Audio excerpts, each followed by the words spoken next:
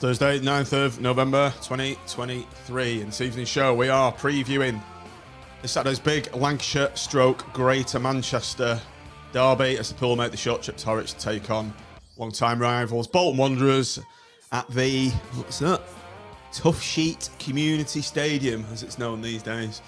We'll also be briefly catching up on the FA Cup win against Bromley on the weekend just gone. I'm John Aspinall, and this is Seasiders Podcast match preview show. Not done one of these in a while. Bolton Wanderers versus Blackpool.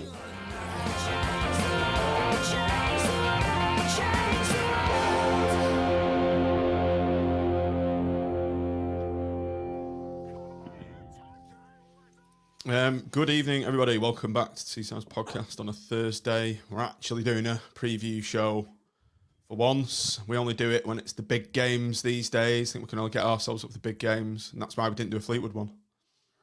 It's the first derby match of the season, of course, isn't it? Of course. As I said in the on the links I've posted, proper derby. Having a pint tonight, just orange. As I said to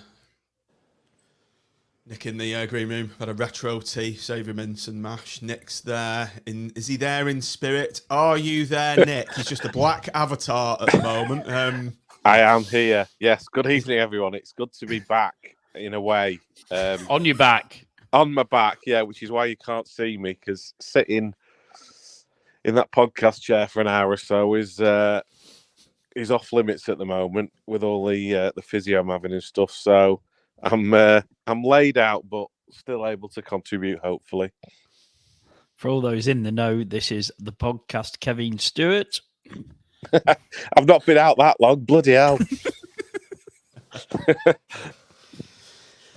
Just got some sad news. Nick's actually sadly passed away, and died of his injuries. And this is actually an AI Nick I have created. I haven't got through to working out the graphics yet, but as you can just see the black screen. It might talk more sense. You could have like an avatar thing going on, couldn't you? Painted Max purple. Andrew. Could reinstate the quiff, Tim. I know you were complaining about that the other day. I know I was. Yeah, we've been missing the quiff, haven't we? It's like I want to, a flock of seagulls. Every time I see him, it reminds me of the certain songs from that era. AI can we inform Dennis in the comments on YouTube that Fleetwood isn't a derby because there's no history behind it at all? Basically, there's history between Preston, Bolton, Burnley games. There are three derbies. Preston is our biggest game, and then Bolton or Burnley, depending on where you come from, really. But Fleetwood is a non-existent derby. Thanks, Dennis. It's just a local game, isn't it? Right? A local game, yeah. A local game for local people.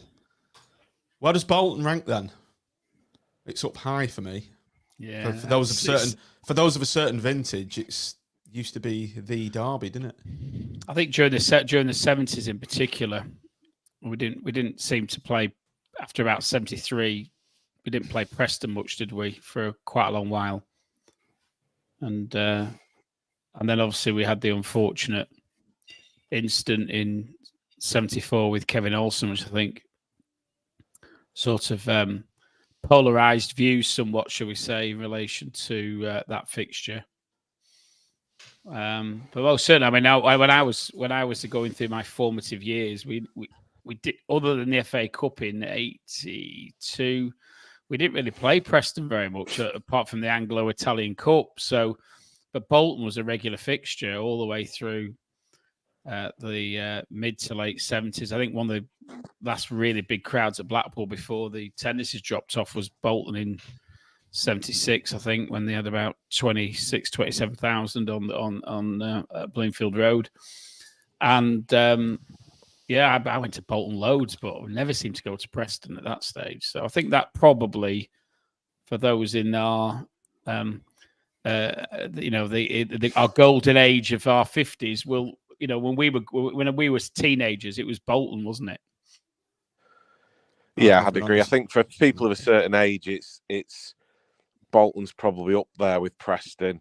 And then probably some of the younger lot we kind of maybe a bit more with Burnley when we played them. I mean that was still early 90s then, wasn't it, when we had a few big games with them? We were only talking about that the other day, the game at Turf Moor, when I think we took about 7,000. But Bolton, it's like you say, Tim, because of the history, it's certainly up there for a lot of Blackpool fans. Who can forget Russell Coughlin hitting the Normid stand? I think it's still in orbit, that penalty. R.I.P. Russell sadly passed away, didn't he? He was a good player, though. He was a tidy player. Yeah, he was. I liked him as a player. Was. I remember that game at Burnden Park with the Normid signs. Blackpool fans stormed the catering kiosk, and I just remember an industrial-sized bottle of tomato sauce, like cartwheeling across the terraces over everyone's head, and sausages. I don't know how they got into the sausage. I remember people throwing sausages at each other. I remember the days. I think he's in my eyes. Preston was Preston is the big one, and then comes. It's a close second. Bolton. Yeah. And Bolton's big derby's Wigan, really. So, although it is a big game when they're playing us as well. Yeah. Both teams travel in numbers to each other, I think. Or they might have a problem travelling in numbers to us, might they? Okay, so we've got Ryan in Trot Chat just waiting in the wing. So be bringing on Ryan soon. He's from Bolton Podcast. Just very briefly, just before we crack on with the Bolton, we're a quick 5 minutes. Let's just quickly go over Bromley 0, Blackpool 2 in the FA Cup. Jekyll and Hyde once again. Tim, quick as you can. Yeah, we've said this, haven't we? It seems to be a regular feature of our games. Looking at the positives, I think we scored 2 fantastic goals. Kouassi was heavily involved in the link-up for both. He set a ball off, didn't he, for Lavery that was very much reminding me of Jordan Rhodes' pass for Lavery at the Fleetwood game. And what I will say about it, when I've looked at the goal back, he reminds me of Michael Owen in his prime, the way that he finished that shot. Absolutely sublime finish. So well done, Shane, for that one. I think he's starting to hit a bit of form, which is good. I won't take anybody else's thunder by commenting on the Dembele goal. I'll leave that to somebody else. But equally impressive. Do you want to take that, Andy? Yeah, it's, well, he had that bit of a turn towards the touchline and then ran in and played the 1-2 with Kouassi, didn't he? And what the commentator, horrendous ball from Kouassi that landed at Dembele's feet on the run.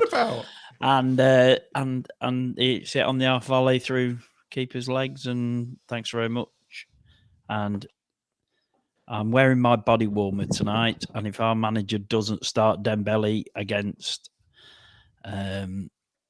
Bolton on Saturday, I'm going to have a ceremonial burning of the body warmer. Are you going to turn up to Bolton with nothing else but a body warmer on, Andy? So that might frighten a few people. You don't want to inflict that on anybody. Please, Critch. No.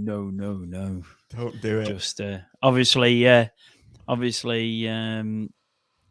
then come out second half and bloody we're awful, aren't we?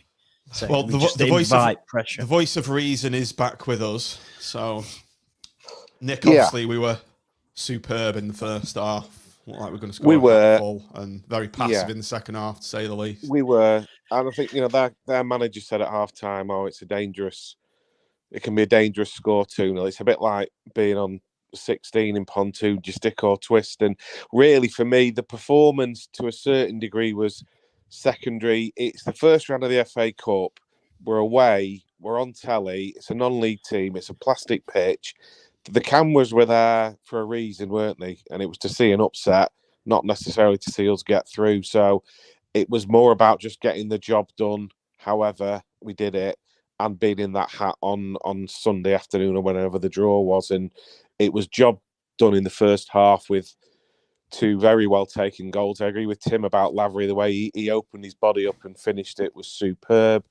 And Dembele, great skill and a great finish. So, they've probably come out with a bit of, not a rocket at half time, but, the manager's probably said to him, look, you've got nothing to lose, go for it. And yeah, we weren't great by any stretch of the imagination, but it was job done and we saw the game out. You look at other teams in that first round, Swindon 7-0 down at home to Aldershot, Portsmouth got beat on the telly by Chesterfield. The reason the FA Cup is the FA Cup and it's called the greatest cup competition is because of all the shocks you see over the years. Ronnie Radford, and who was the guy for Roy Esdo, who Wickham signed off teletext and got them into the quarters or semi-finals. It's a famous cup competition, not just because of things like the greatest final of all time in 1953. It's because of upsets. So for me, it was just about getting through, and we did do. We don't often have cup runs, do we? And we've got a reasonable draw in the second round. So I think it's as much as we can ask for. I think I endorse that. I think I actually thought we were going to hit a banana skin on Saturday, and we didn't. And we did change our personnel, I think, around 55-minute mark. I think Lavery and Kouassi both went off, which I think took away a little bit of our attacking threat. And another day, Bromley might have scored 1, might have scored 2 if we were very unfortunate. But I think we did enough, and that's all you need to do. And you then start wrapping up the players that you need for Saturday in a bit of cotton wool rather than risking them, particularly on that plastic pitch where, listen, we are the king of injuries, aren't we? At this club, we're top of the league. So the last thing we need is anybody else going. And Rhodesy was quite rightly kept away from that game, and I think it's also right that you take away those 2 when you don't need them any longer. Dougal's suspended, unfortunately, and we can only hope that Ollie Noburn's much maligned neck is going to ease itself in time for Saturday. I thought Lavery as well. Lavery obviously came on half time at Fleetwood, and then played well, and then carried that on. Seemed to have got a bit of confidence from getting a goal against Fleetwood, and then looked really good first half. Okay. Yeah, we're in the bag. That's all that matters. We've got a decent draw, haven't we? Absolutely. In the second round, Forest Green or Scarborough. Yeah. Something like that at home, yeah. So let's hope what we need to see now is some proper pricing for that game, because we don't want it to be a damp squid with 3,500, 4,000 there. Because Forest Green aren't going to bring many. Scarborough might bring a few more, I would have thought, if they get Scarborough through, will bring quite a few if they get. Yeah, it's a good day out, isn't it? We want it to be a proper game, don't we? And pricing, I think, will be quite important in this game. So I fear you're watching the club, get it sorted. I fear they might have lost their chance. Scarborough, the Forest Green scored really late, didn't they? I've not even seen what the scores are. Yeah, I think it was 1 apiece with, but Forest Green scored right at the end. I mean, It was in injury time. Okay, Nick mentioned classic FA Cup finals there, 1953. Obviously, the day that's etched in our memories, and this was Blackpool versus Bolton Wanderers, and as if by magic, a Bolton Wanderers fan appears. Welcome, Ryan. Thanks for coming on, mate. How you doing? Good evening, gentlemen. How are you? Yeah, I'm not bad, thank you. I'm not bad. Ryan, just to put this in context, my I shouldn't say this too much, but my passwords for some certain account is Pool 4 Bolton 3, and my number plate has got 53 Cup written in it. So I think you know where my what game we all hark back to when we look back at games against yourselves. I think we have to go back that far for a win. I know we do, I think, don't we? We haven't won at Bolton for a very long time, have we? No. The 80s. I've never seen it. Put it that way. We won 3-1, I think, about 86. Nick, you'll back me up with this, won't you? When we played 5 up front. Yeah. And we we literally won. played 5 up front. I was just a twinkle in my dad's eye at that point. It was at the old Burnham Park, and that's off the top of my head. That's the only one I can remember. There was Well, as one long early as 90s on a Friday night, I think it was, but it wasn't a league game. It was whatever the Freight Rovers Sherpa van, whatever it was called in those days. I think we won 3-1, but certainly in the league, it's Burnham Park or the newer ground in whatever it was called. It seems to change quite a lot, but it's not been a happy hunting ground for us, that's for sure. well, Maybe now it's called the Toughsheet Community Stadium, Ryan. We may have a chance of getting something. I thought it was Toughsheet Community Stadium. What's that all about? Well, they're a local company basically, and obviously when you first hear the name after having like big brands like Macron and Reebok, It's not as iconic as the Reebok, no, is it? No, but they're very rich people, and they're putting money into the club. So if you're a bit of a money whore like myself, you're not too bothered once you get used to it. Well, at least it wasn't sponsored by Home Bargains like your shirt sponsor a few years ago. We've had all sorts floating around, to be honest. So I was, you could have the nicest shirt in the world. As soon as you whip Home Bargains on it, it'll taint it completely. So we had Prize Busters, didn't we? So. Oh, you had Price Busters, Prize Busters. Yeah, we had Prize Payday Busters. Loans or something. Wonga, Wonga, that's it. Who could forget Rebecca's Jewelers Preston as well, when that was Southport. There was an uproar. It was Preston to start with. Yeah. Yeah, they had to change it to Southport, didn't they, because of the uproar. Whatever happens at whatever stadium we're playing at on Saturday, I think both sets of fans don't want to see a repeat of the last game we played there. No, I think it's was it 2020 last time you guys came to us, and I think it's was it a Monday night or something? Yeah, we were a very Monday different night live team, on Sky. Very different team coming out the end of a risk of administration and all that. Yeah, I'd like to think we've changed a lot since then.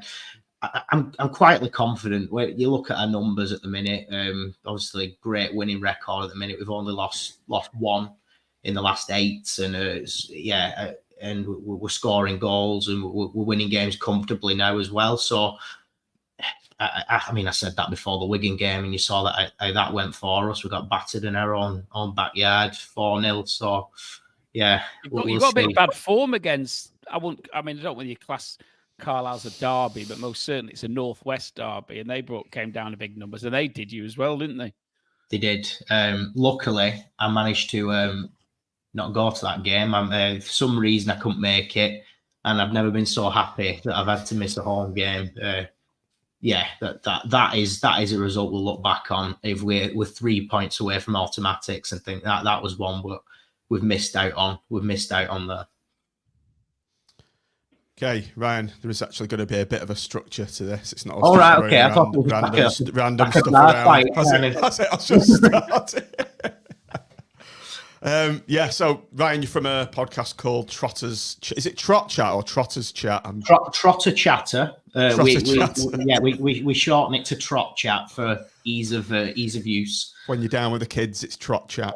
That's it. We have umlauts above our O's and A's as well. So just a bit about yourself then. How long have you supported Bolton for, and why? The cliched question: why are you a Bolton fan? So I only started watching football myself in sort of like 11 or 12, and I went as a neutral. So my family aren't Bolton fans, and I just got dragged in. Started going bought a season ticket as sort of a chance to go out and watch some live football, and then the next minute we're in an FA Cup semi-final. We're getting relegated from the Premier League, and you just suddenly get invested, and it's nice watching your local team, the community around it, and let's say it's been a roller coaster, and that roller coaster really sort of attaches you to the club. I think, as you've just said there, it's good to support your local team. Obviously, we're fully behind that. Liverpool, Man United fans all over Blackpool, and I'm sure there is around Bolton, but they will never experience the roller coaster of emotions that supporters of teams like ourselves will experience. They'll never have relegations, they'll never have promotions, they'll never have the hell that has been put through by terrible owners, and then the joy that they're gone. So I think they're missing out, aren't they? And it's a thing that we can't. I don't know. We tend to forget it, don't we? That we're more privileged really than a lot of these Premier League fans in that way. Myself doing what I'm doing as well.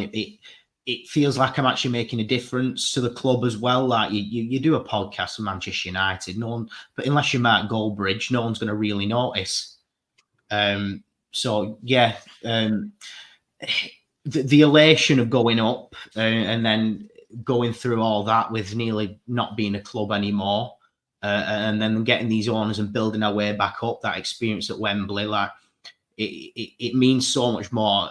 Most Bolton fans shed a tear when we won in that Tim Pot trophy, the Papa John's trophy, and it just showed that tiny cup, which no one really cares about, what it can actually mean by winning that. And look at us now. We're knocking on the door of the Championship now. Tim, obviously, it's something that's very close to yours and all our hearts. The ownership issue. It was very dodgy for Bolton at one stage as well as ourselves. I don't think we were as far gone as they were. Really, were we? Yeah, financially. I mean, to be fair, Bolton, I think for many years, sort of lived the dream, wasn't it? But it was on the back of loans that the owner made, and then you'll have to remind me, Ryan, what was he called? The guy who came in, and it was a classic example of everything that's wrong with football ownership. Is it Ken? Yeah. It was the guy afterwards, Ken. I remember his name in a minute, but he'd been disqualified as a director for an incredibly long period of time, which the period escapes me now. But I remember when we were fighting our corner, and I and others were pushing for football regulation. I used to use him as an example of somebody who should be nowhere near a football club, and he was just in it to make money and try and flip it. And then it didn't flip it because he couldn't at the time. You went down this very dark, deep hole that obviously took you a long time to get out of. And it's rather ironic this week. We've actually got, and I'm going to mention it, King's speech the other day, football regulator being appointed is basically now a commitment, and it's got cross-party support. So even a change of government next year won't alter that. And it's well overdue. Listen, people will say I say it in our forums on Twitter, it doesn't matter because we're sorted. Well, it does matter because you're only one owner away from a disaster, and we've been there, you've been there, and there's a whole litany of clubs have been there, and it's great you've come out the other side, because the last thing we want to see, rivalry apart, is our rivals struggling to the point that you were. And I'm sure, I'd like to think that, I think even Preston fans ended up feeling sorry for us. So we've come out the other end, hopefully, both of us. But there's other clubs who haven't yet. And that's what the regulators needed about. And it's about stopping nonsense like changing names and changing colours. And, so, it works on all sorts of levels. And we need it. The history tells us we've needed it. And you needed it. We needed it. And it wasn't there for us. But hopefully, from at least 2025, it will be. So, well done for everybody who's campaigned for that. And it's brilliant to see you back, by the way. I love that, I'm really looking forward to Saturday because, you're getting like 20,000 a week, aren't you? So we're bringing 22k fans, I think it is, the attendance. Yeah. So it should be a... Well, we're going to bring at least 4, if not 5. So, it's it should be a cracking day Saturday. Unfortunately, I think as we're going to go on to discuss, I think our midfield is going to be like the parting of the Red Sea. Because we've got everybody who's any good is out injured, so it's going to be difficult, I think, for us. But Ollie Norburn's obviously, I think he is a Bolton fan, isn't he? So that's going to be a bit blow if he's not going to be playing. So he might have been up for that. I've not watched a great lot of Blackpool, if I'm completely honest, this season. I've seen your results coming in. I've seen that you're scoring a lot of goals, and I've also seen that you're conceding a lot of goals as well over the past few weeks. So that does bode well for us. I think we're riding a wave at the minute. And the way we play in sort of at home, I think we could comfortably pick a team apart who's potentially weak in midfield.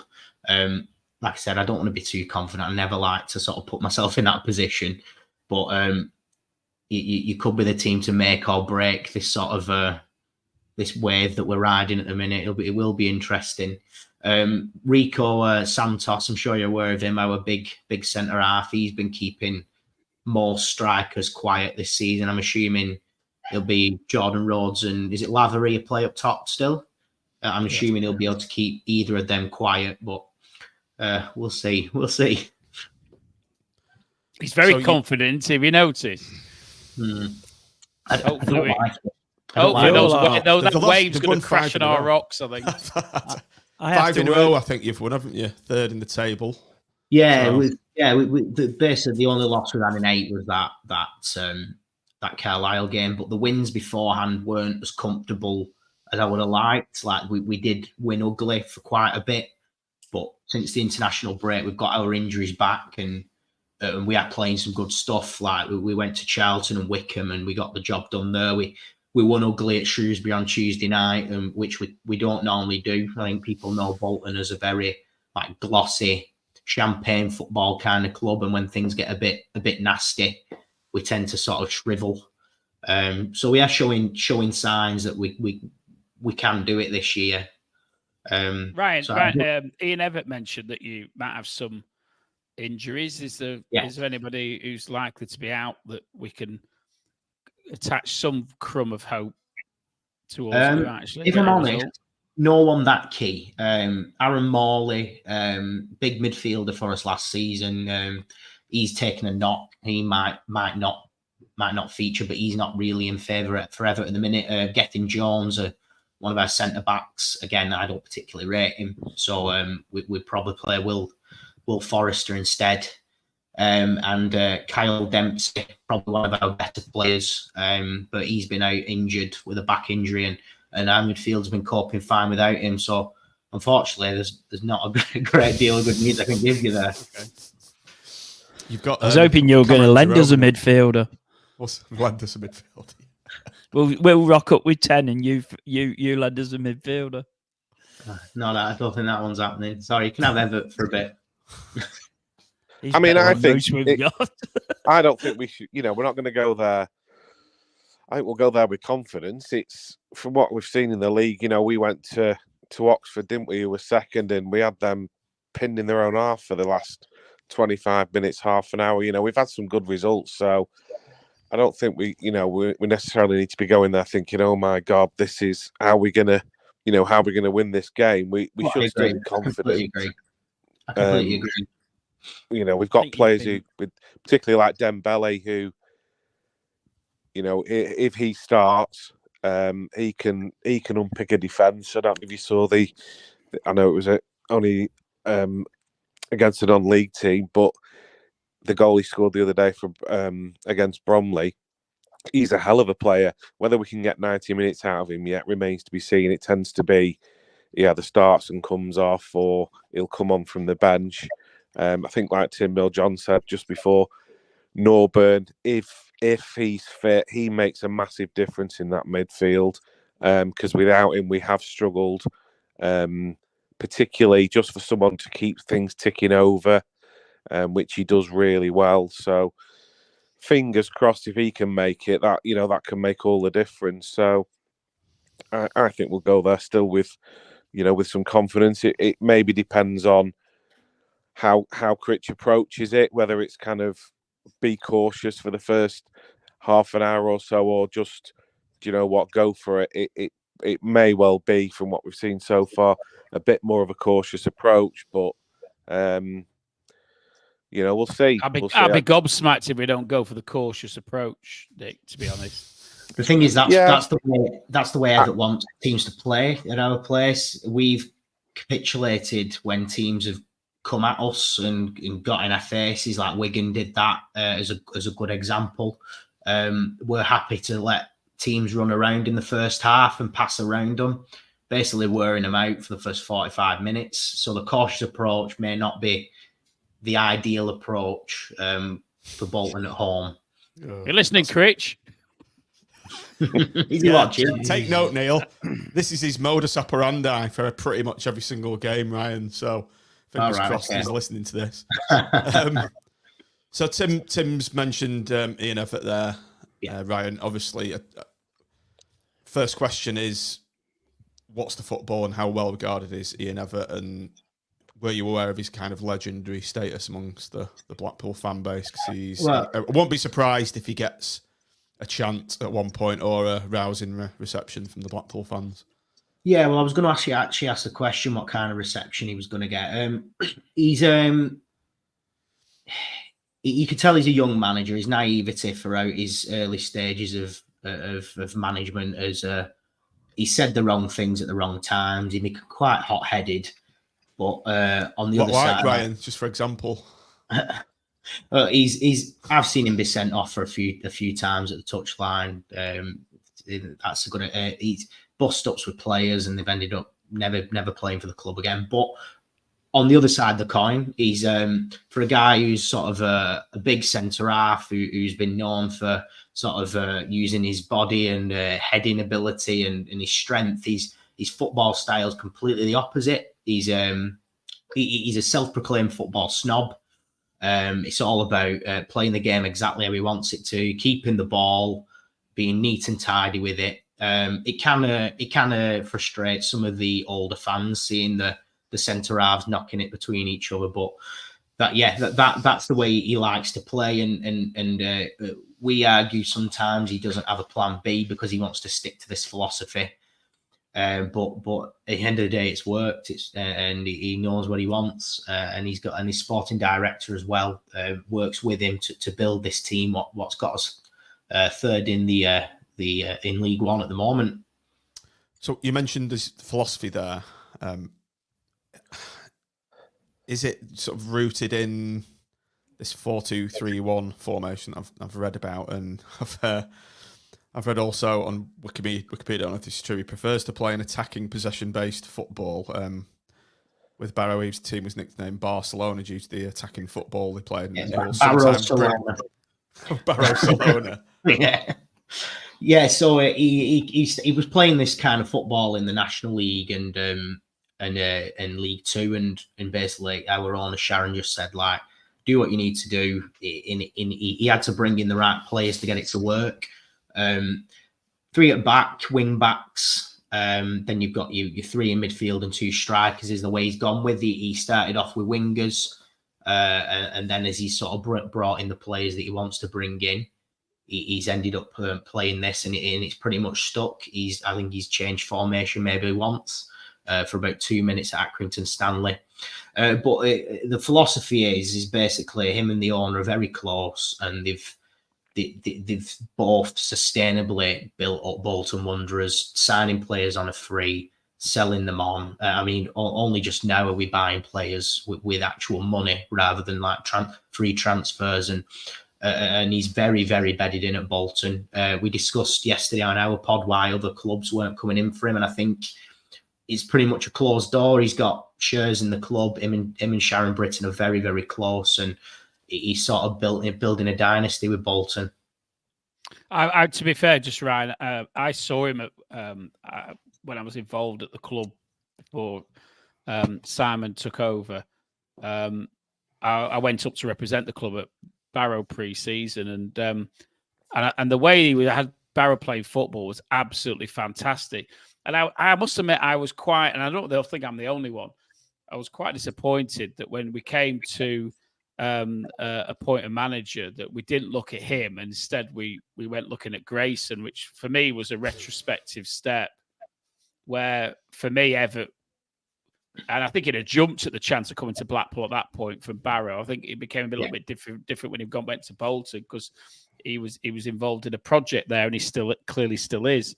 But I think you've got yourself a great young manager who who's got his flaws, but I think his philosophy's right. I think he spent a lot of time when he was at Barrow, he played a very much like Holloway style game where the centre backs were switching play, which is what we used to do a lot at Blackpool when we were attacking teams in the Premier League.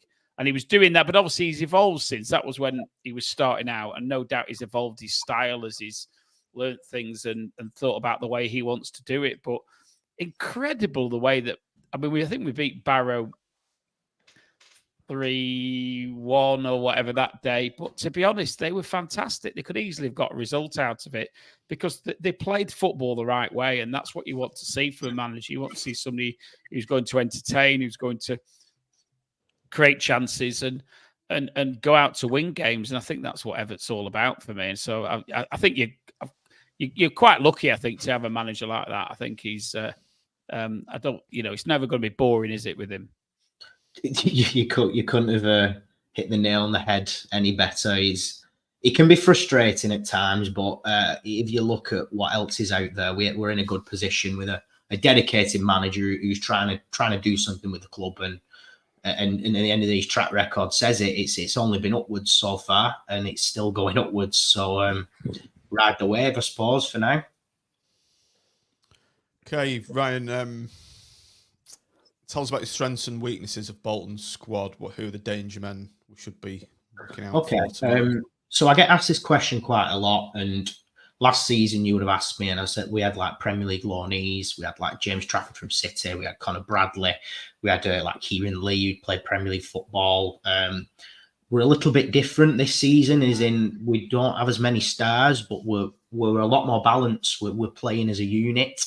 And I think that is our biggest strength. Everett's got everyone playing exactly in the right positions. No one's like filling in, and that's the way it's. That's why it's working. Dion Charles obviously bagging goals for fun this season. I think him and Rhodes are sort of close to each other there. Even when he has a bad game, Dion Charles, he bags, and that's what you want from your strikers. Josh Sheehan having a brilliant season. He's got a Wales call up. Very silky footballer, pick a pass, and he's learning to get used to the more physical side of the game, which helps. And you carry on that spine down. And as I mentioned before, Ricardo Santos, very, very cool on the ball. Always seems to have that extra yard on his on the strikers, and I don't know what he's still doing in the league. To be honest, I don't want to say his name too much in case somebody notices that he's still here. But yeah, they're our best players at the moment, I would say.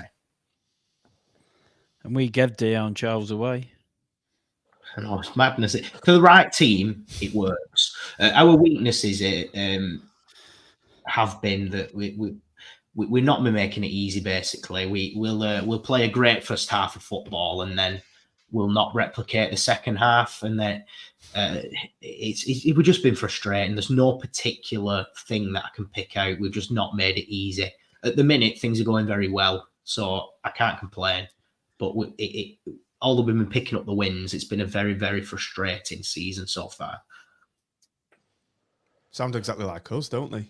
I was going to say, it's interesting, isn't it? People talk about being a Jekyll and Hyde team and, playing well in one half and not replicating it. It's, maybe that's just football. You can't always play well for 90 minutes, and we're still a work in progress. We've played some very good stuff and some not so good stuff, or certainly in the season we were knocking it about from the back, going across the back four to midfield, going back to the back four, and we had a couple of 0-0s. It was quite frustrating, and you were struggling to see what the game plan was. But I think we've evolved a bit since then. And obviously, Jordan Rhodes coming in has made a massive difference, because you just give him the ball in the box and he puts it in the back of the net. He's one of the best, I think, natural finishers we've had in a good while at the club, probably since Kevin Phillips. So he's made a massive difference. And then, although it probably will be Lavery up front, he's also played Kouassi as well, who's a young lad,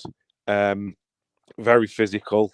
So he's another option as well. So I think it's got the makings of a decent game, hopefully. Yeah, I think there'll be goals, put it that way, because we're not keeping up our amazing defensive record, which did us so well last season. I think we conceded the least goals out of any team in League One, or something around that, and yeah, we've been a little bit more leaky this season, so I'm expecting an interesting one. I think I predicted 3-2 Bolton, so we'll see. We're conceding a lot and we're scoring a lot at the moment, aren't we? Not 4-3 then. No. I'd like to think no. I don't think my poor little ticker can deal with that, to be fair. So I think the difference is that we're probably both a little bit frustrated, but you're seeing games out, and whereas we're not. 3-2 up at Fleetwood, and they score in injury time. Then you've got Charlton where we were 2-0 up, and you'd have finished that game off. Whereas we concede 2 and it's gone 2-2. And so I think it's just a bit about that ruthless edge that you've probably got and we haven't. But that was when you're leading. That that's where we came short last season. We were the team who would let these results go. And it shows progression again. It shows that we're going in the right direction. Do you think Evo's put plans in place over the summer then to kind of eradicate that letting games slip at the last minute? And yeah, we had some very clear issues. Lack of set piece goals, which basically has gone to players. Well, if you score a set piece, you get so much money. And I think he's out of pocket at the minute. Being a little bit more physical and in these smaller teams, because that's where we dropped all our points last season at little grounds. And yeah, just seeing the game out. It's interesting. So Tim's obviously mentioned the 4-3 there, Ryan. That's. Which one were you talking about the FA Cup final, Tim, weren't you? I was, but of course in the Premier League we did the same. Yeah, exactly. Obviously, none of us were around then. Tim might have been, but no, I'm joking. I don't know if you saw that game, Ryan, in the Premier League when obviously our only season. I remember it well. Yeah, it was like a Sunday league match, wasn't it? It was very bizarre. It's one of the greatest games I've ever seen. That it had everything. What a game that was. So yeah, We've had a few memorable games over the years. Which other ones kind of stick in your memory, if any? So we what about the one when we came and we had? I think you needed a win to get in the playoffs, and we were almost. Yeah. Oh, that was. We were 2-0 up after 10 minutes. Matt Phillips and. Yeah, a lot of our key loanees had already left, and we ended up playing a young man called Rob Hall in midfield, and never heard of him. And that was a tough day. That one. I've been to Bloomfield Road. I think there's the ground I've been to the most actually. It's never been an amazing game, to be honest. But I've seen a lot of Bolton v Blackpool. That is the one that sticks in my head. Obviously, with being a younger football fan. No offense. The one that really sticks in my head is actually the one at your ground in the Premier League where we absolutely battered you. And we were 2-0 up, and then they come back, don't they? And in fact, Evo scored in that game. Evo scored, didn't he? Did he? Sure, he did. He might well have done, but honestly, we should have been about 5 or 6 still up. And then we went kamikaze, typical Holloway. Went all out and then kamikaze defending, and we ended up drawing a game. And again, if we'd won that game, we wouldn't have got relegated. That's basically what happened all season, though, for that Premier League year, wasn't it? They go all out, and then I remember it very well. It was entertaining, to be fair. It was brilliant. It was brilliant. All them. I remember it. Charlie Adam. Ryan, can I give one? Andy, go on, yeah, go on, Andy. Can I give one downside to Saturday? Go on. 30 quid for a Division 1 game.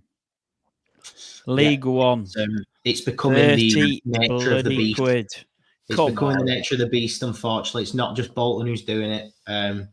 We're paying those silly prices as well for awful grounds, some with no actual cover from the rain. So it's becoming more and more common, and I think that's another thing that needs to be addressed. This is where Tim and the regulator come in, because you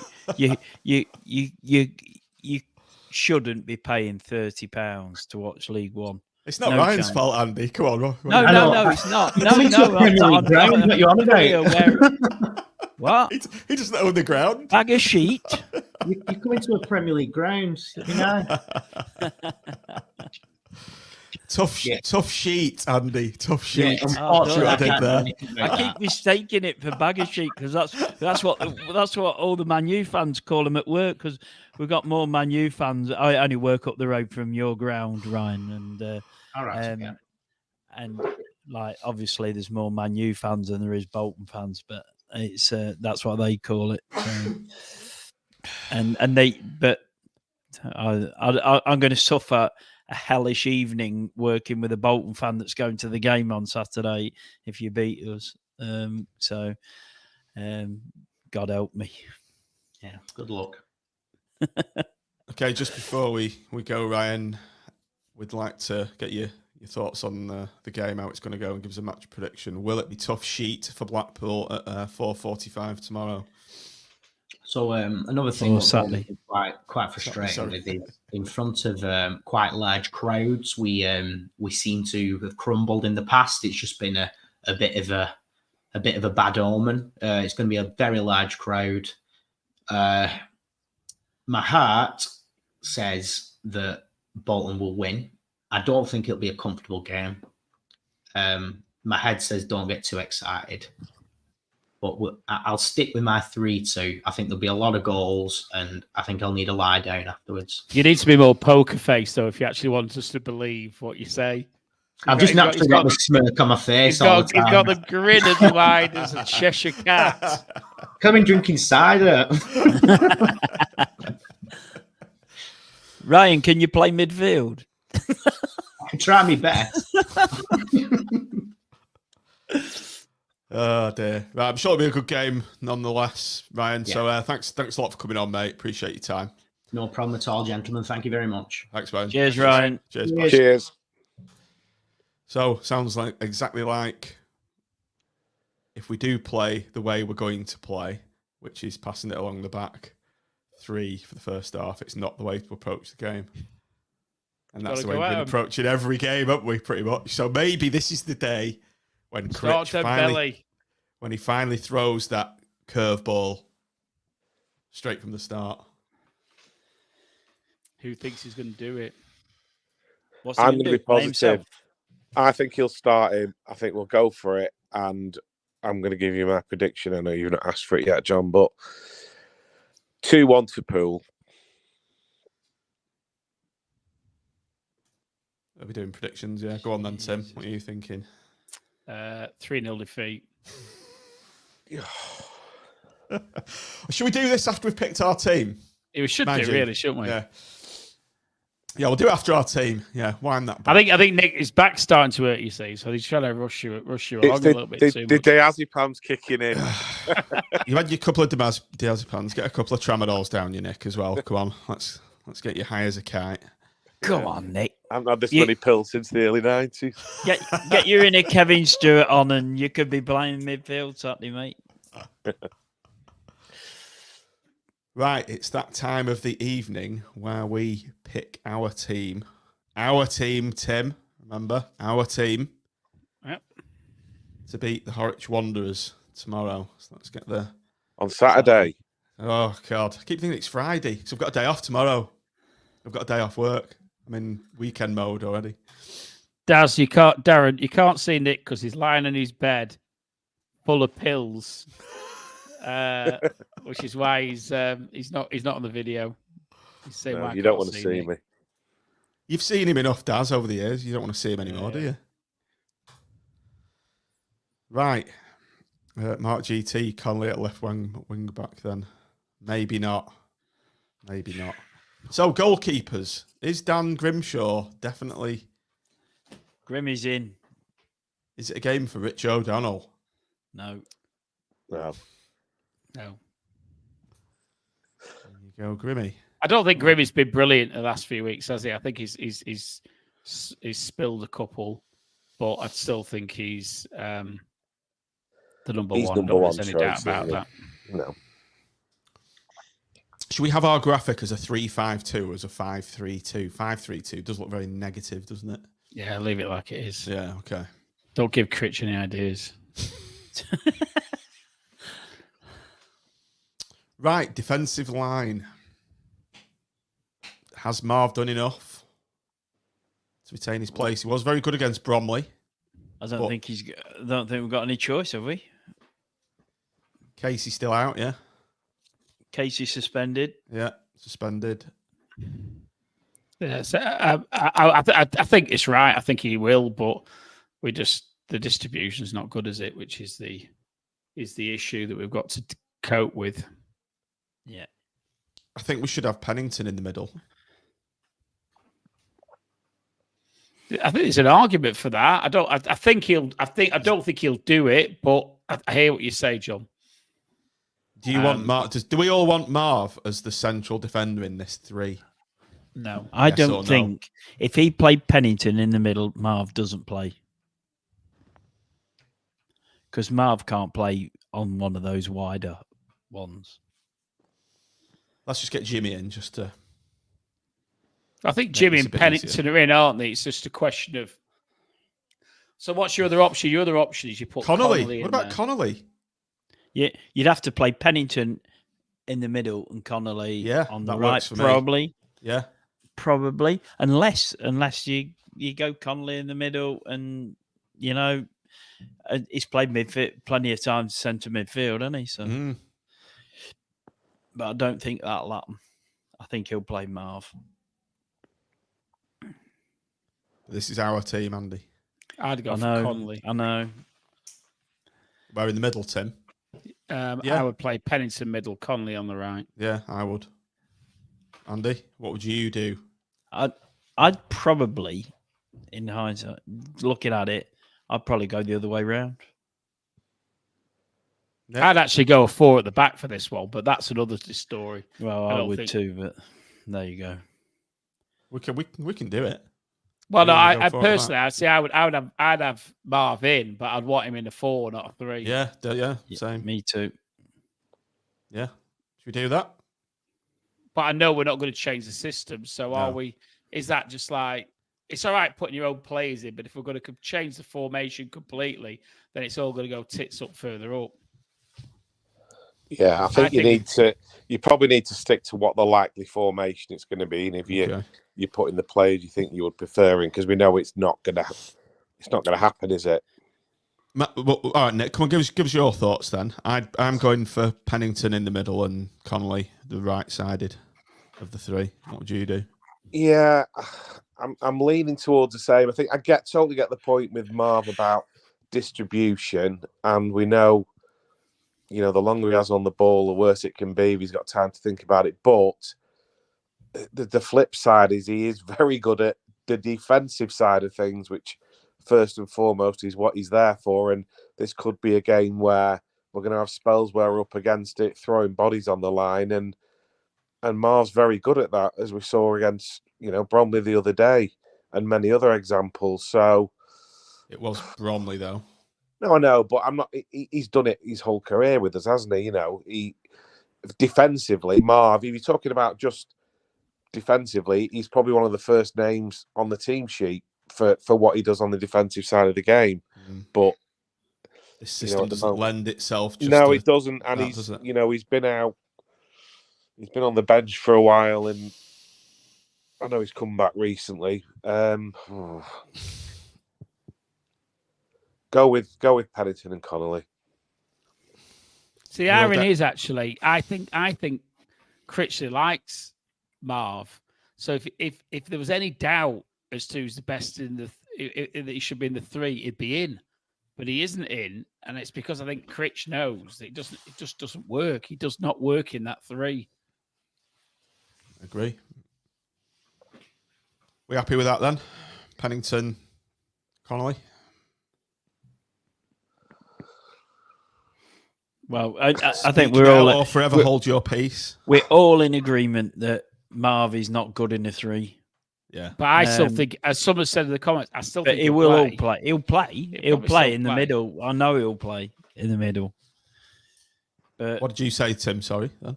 I'm just saying, just people saying in the comments, Marv will play. I think he will play, but obviously we're not picking the team that Critchley's going to pick. We're picking ours. And I wouldn't pick him in a 3. I'd pick him in a 4, and I would play a 4. But this is a good point from Mark. Marv needs someone strong in midfield to receive the ball from him. Who will that be on Saturday? I wouldn't risk Marv here. Absolutely. Yeah, it's a good point. It again comes back point. to Norburn's fit, doesn't it? Which he won't be. So he's definitely not in then. Well, right, that's our 3. That's our 3. Okay, wing backs. Let's start with you, Nick. Your thoughts on the wing backs? CJ. I think he will be in. I know he was pretty well shackled against Peterborough. But prior to that, I think he's probably had his best spell of form in a Blackpool shirt for a good while, just in terms of, the impact he's had on a number of games rather than sort of 1 in 4, 5 or 6. So he would certainly start for me. I don't know if anyone would disagree with that. We need him. Yeah, I think we need him. I'm happy with that. Yeah. I'm going for Dale on the other side. 100%. Yeah. Doesn't matter what you say, Andy. 3 already. Yeah, I'll have that. Right, this is going to be interesting. Well, I don't see what the choice is. Going to pick Connolly at right back. Well, he's not right back, is he? He's the right. Well, right. Sorry. Right side of the central defence.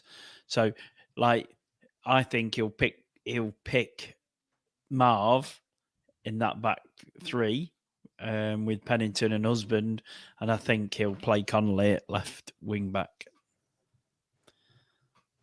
No, he won't. I just hope he doesn't. He won't. I'm trying to second. Not. Honestly, don't second guess him because I think he will. No chance. Probably do it just to spite everyone. Right, chaps, midfield. Come on, hit me. What are we doing? Well, this is the one for me. If Norburn's not fit, I would play Connolly in midfield. I hope Norburn's fit. It's not a bad shout, to play. Yeah. Right, I'd play Connolly as centre mid. But let's be positive. Let's be positive, and because they've not said he's not fit, so let's keep fingers crossed that he is and put him in. Yeah. With Kenny. Well, Kenny's not Kenny suspended. Kenny's suspended, isn't he? Shit, he is, isn't he? God. I remember at Fleetwood game actually being quite pleased that he got the yellow, thinking, he'll miss Bromley. Yeah. And I didn't realise they changed the rules and said that FA Cup games now don't count. Only counts for Reds. So Casey, right, Bromley counted for Casey, but not for Dougal, because Dougal was a tot up of yellows. Oh, God. I didn't know that rule, so I just so this is Casey's last game as suspension. Jensen Weir could be the game for him. Well, I think you got to play Morgan. I think assuming Norburn's fit, he's playing. What's the word? What's the official word? I don't think he will play because I think Critchley said he's getting there or something, but he was getting there 2 weeks ago. So I'm assuming he's not fit. Shall we assume he isn't? Come on down, Tashon Oakley Booth. No, please. Right, if he's playing, my 30 quid's going throwing it in the bin. I think Morgan's done quite well in the defensive midfield spot, hasn't he? Yeah. So I would go Morgan in the middle, with Carey, and then I'd chuck Dembele into the mix. Yeah, I like the sound of that. That's assuming Norman's not fit. I think you do, but then it'd be Norman, Morgan, and then you've got a toss up between whether you go with Carey to start and bring Dembele on, or vice versa. I think Carey's been doing all right recently. He's been getting his shots off, and he's playing quite tidily for me. He's starting to shoot. Yeah. At Fleetwood, he couldn't help himself. He had a few shots blocked.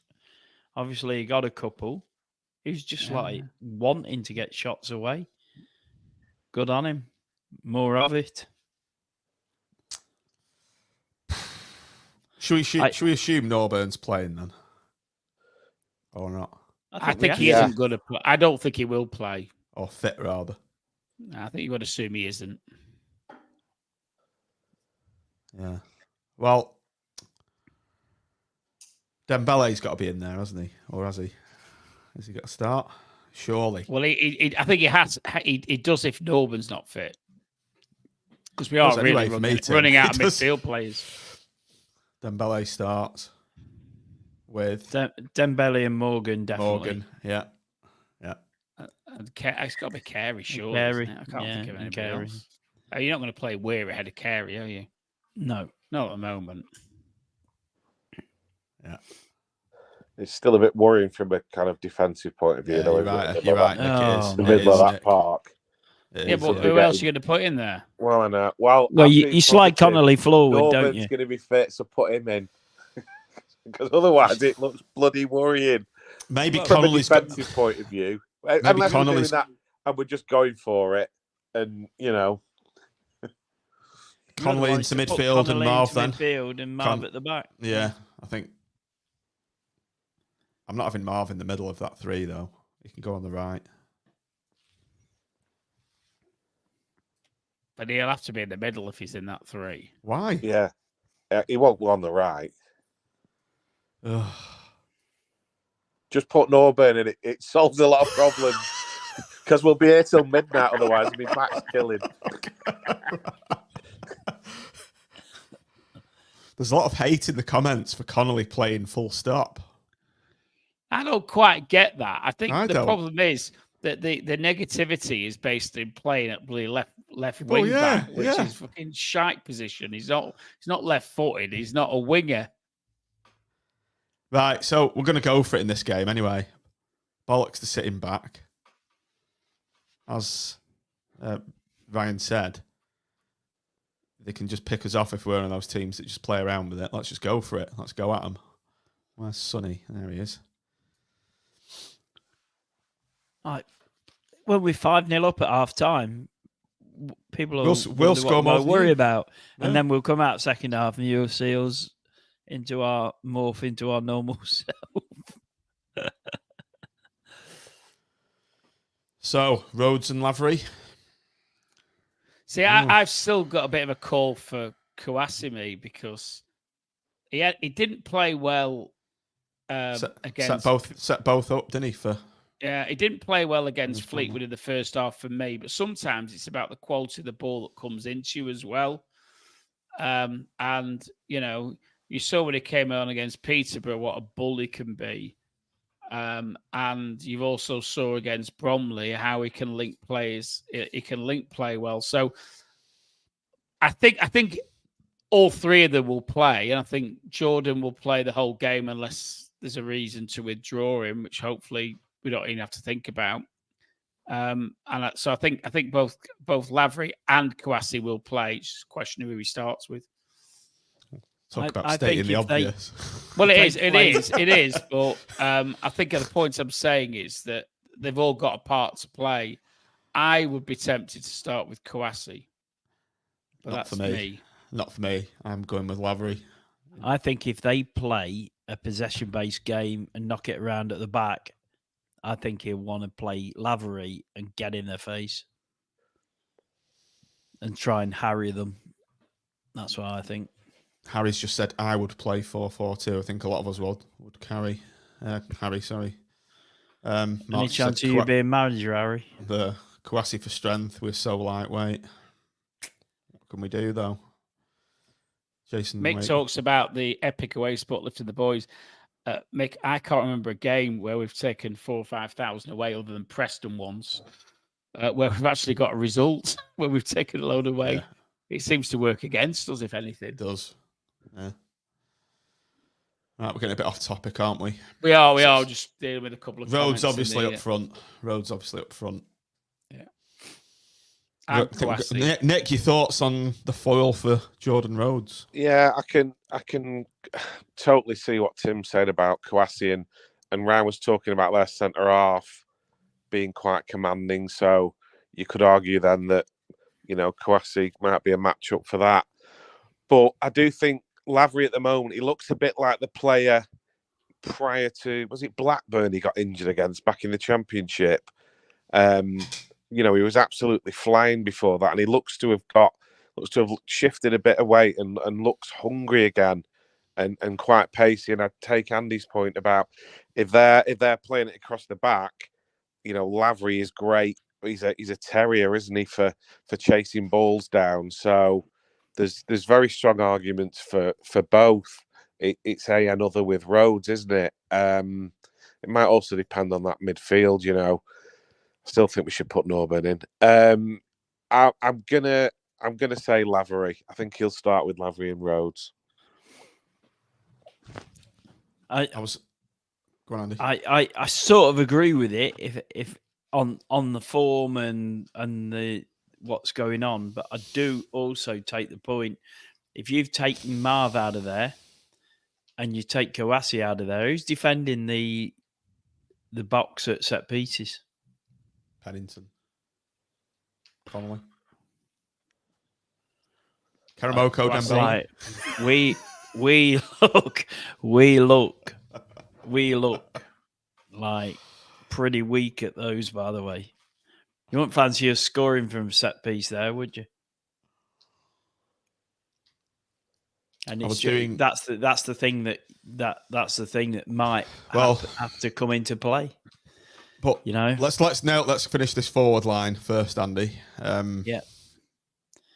My two penneth is, if Dembele's playing, he's great at slipping players in, and I'd rather see Lavery slipped in with these brilliant through balls that Dembele makes than Kouassi. So on that basis, Lavery gets my vote, and I trust Lavery more to finish, and I trust him to get on the end of him because he's quicker. As Nick said, he looks like he's back to his fighting weight again. So Lavery gets my vote to play with Rhodes.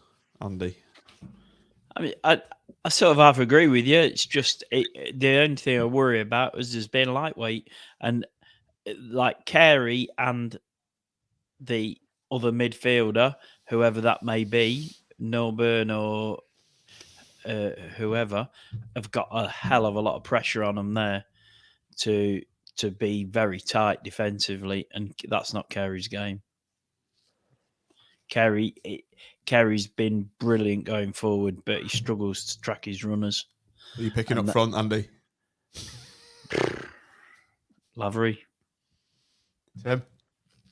I've already made my choice. Kouassi. 3-1, I'm afraid.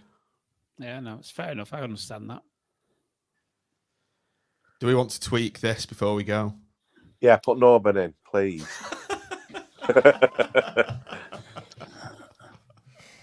Because it does look worrying. It looks a good side going forward. That team would have to take the game to Bolton. If we play that team, that would have to take the team to Bolton. Yeah, if you sit back, we get absolutely battered, wouldn't we? Absolutely battered. You get torn apart through the middle, don't you? Yeah. That's the way we want to approach this game, though, isn't it? Yeah, I know, but I think you've also got to be a bit... Loads of people are saying get rid of Connolly. Shall we give in? Put Marvin. Well, you've got to play Marvin in the middle. He's not going to play him on the right. So, Marv ain't playing in that. Marv isn't playing in that middle. So, I'm afraid Marv will play on Saturday in the middle, and we all know it. Unless we switch to 4-3-3 or 4-4-2. Shall we switch to 4-3-3? Then we'll be up to 2 hours to get this. Well, it's not because it's quite easy because you stick Marv in the 4, and then you probably lose. Well, it depends. I'd probably take Carey out personally. Yeah, I think that sounds and looks a lot more sensible.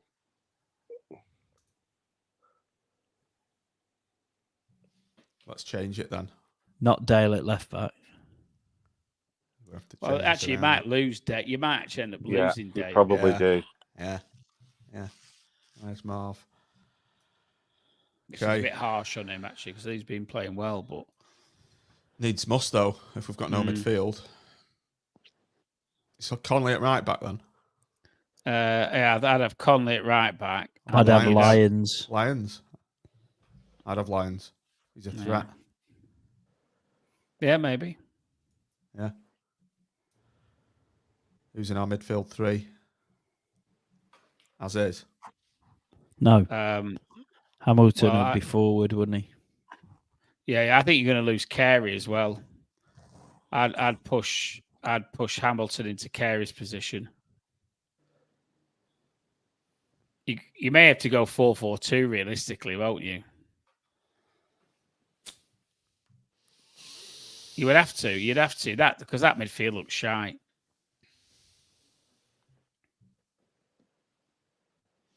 So Lions in. You've got Hamilton in twice at the moment, so you've got to push Lavery up into. You got Lavery up on the right hand side. So on the left hand side of the forward. And I think then you bring Dembele more out to the right, wouldn't you? And as a floater. Yeah. Yeah, you might put. What would you do then? Well, it then depends. We've got Norburn. If you've got Norburn, then wouldn't you? If we got Norburn, you play Norburn, and if you hadn't, then you've either got to go back to Carey or you play Connolly. You've got to be solid in that midfield at the start of the game. I would have thought. If you're putting Dembele in there.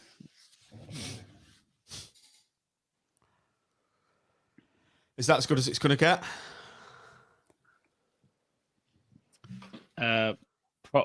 Probably, yeah.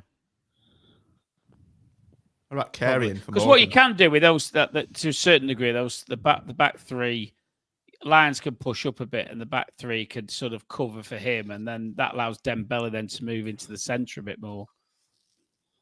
But you can't really show that in a formation, can you? Carey for Morgan. Harsh on Carey. It is harsh on Carey, but we need the defensive side of it. I just don't think Norburn's going to play, so I think Carey is in anyway. If Norburn was playing, we wouldn't have swapped to this 4-4-2 anyway. No, we wouldn't, would we? No. Would have fucking stayed We're as going we to be changing it back. I'm going in a minute because I'm going to fall asleep. The whole point of changing this was because we didn't think Norburn was going to play. Yeah, you're right, yeah. There we go. Do I not like that? But who knows? It's like about making the best of a... It's like you're trying to make a silk purse out of a sow's ear, aren't you? Mm. Well, we're not picking the team anyway, so it doesn't really matter, does it? Thing is, if they go out there with a positive attitude and go for the game, whatever formation's played, look, there's players out there to win the game. You're right. I'll bring Mark. some of my tablets. You'll love it. We won't care about the game then. No, you won't. How are you going to send a coach for an hour? I'll worry about that on Saturday. I'll just take some painkillers and probably stand up, to be honest. Just before we go, Mark, there is a mild air of panic about this. Yeah, it's called not having Casey, not having Dougal, probably not having Norburn. 3 of our better players this season. Yeah. Along with Hobby and probably Rhodes. Maybe Antonio, we're not going there. Who's on the bench? We're just not going there. I think we've done enough. Whoever's left. We've done enough this evening anyway. So that's our team. Just before we go anyway, match predictions. I'm going for 3-2 Bolton. 3-0 defeat. I'm going to have a head and a heart. And my heart desperately wants us to win, working where I do. And I love us to win 3-1. And my head thinks we're going to get battered. And I fear that we're going to lose 4-1. but my heart really wants us to win. Well, my drugs mean we're going to win 2-1. I'm looking at it positively. I think it all depends if Norburn's fit or not. Yeah, it probably massively does. Yeah, but like I said earlier, you know, it's not like we're in the bottom 3 and we've not won a game in 10. You know, we're a decent side when we play, and we've shown it against, you know, supposedly one of the better teams in the division. I know Peterborough then gave us a bit of a lesson, but again, even in that, it was fine lines. That could have gone 3-3, and it ended up 4-2. We were always risky on the break, weren't we? Because we were pushing forward. So I don't think it's a brilliant league, and we should go there with any fear. I've got to go out. You, Nick, lying in your bed with a big spliff while you're saying that. Might as well be bloody tablets. Yeah, I think we should just go for it. Just, you know, Wigan beat them, didn't they? They're not Barcelona or Real Madrid or anything. No, Carlisle beat them in there. No great shakes, are they? They're up and down with their results. So hopefully, Critches watch those games. And finally, it can't possibly be as bad as that 0-0 under Simon Grayson. No, that was horrendous, wasn't it? Let's not end thinking about that. No, that was a planes, trains, and automobiles journey for me to get there. I was at Piccadilly Station. I was working in Manchester. Couldn't get to the ground. Couldn't get any trains. So it got redirected to Wigan. That was the only station. Then I had to find a cab that broke down, and I had to get a lift off someone. So I was like John Candy. Right, I think we'll call it a day there, shall we? So, thanks for joining us, everybody. If you're watching this, come on, YouTube, Paul, Saturday. Come on. Please like and subscribe to the video. If you're on YouTube, plenty of people are watching this but not subscribed to do that. And thanks for joining us. Thanks for downloading. Up the pool. Come on, pool. Go on, 4-3. Up the pool.